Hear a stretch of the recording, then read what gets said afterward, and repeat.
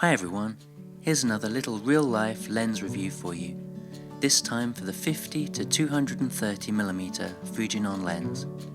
I hadn't jumped at making this review because it isn't a lens that I use too often. However, I've looked back through my photos and there are some fun pictures, so here we are.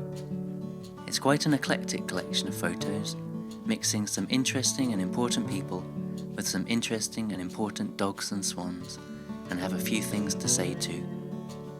As always, the best I can do is give you my own personal history and experience with the lens, show you lots of examples, and hope that's useful.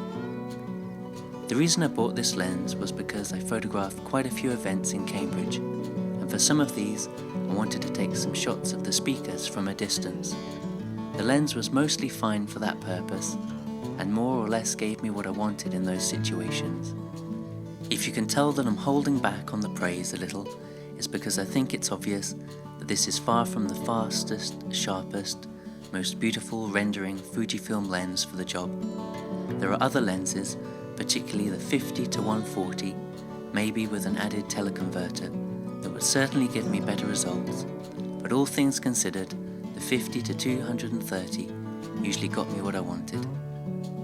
The main problem is that, especially at the longer end of the telephoto range, the aperture stops down to f6.7, and that makes using it in darker situations very difficult.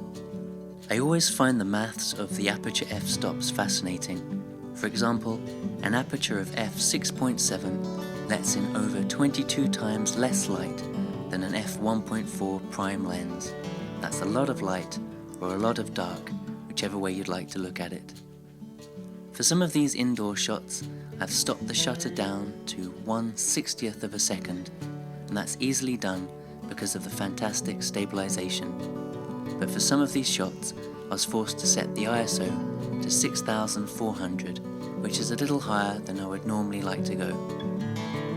A few advantages of the 50 to 230 include that it is exceptionally small and light for a lens that gives me such reach. Also, for some of these events, I'd be walking around for many hours, and I'm completely over having a big telephoto lens around my neck or by my side. The lens is a fraction of the price of Fuji's big telephotos, and especially second-hand, you can find this lens at a great price. So some of the pictures have a slightly soft feel, but I will speak up for it. In many of the cases, I really quite like it.